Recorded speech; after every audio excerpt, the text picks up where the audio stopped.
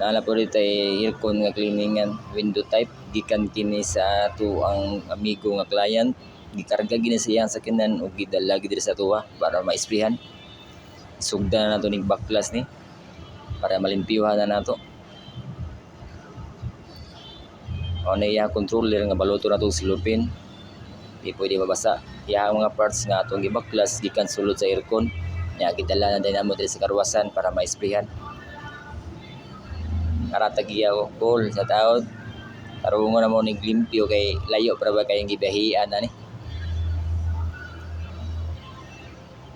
Papo diri kay kusog ang ilang spray ba. Nya adjustable ang nozzle. Kabulod yung kasi ilang area. Maka-plaster kag tarong. Nagipauga na mong uba no. Arakulo, shout out call sa baan kay ka ba. Balik-balik ko yung nag-spray. Pagkuma sa sabon na among gipatulo o gi-assemble na dayon para makauli na dayon siya.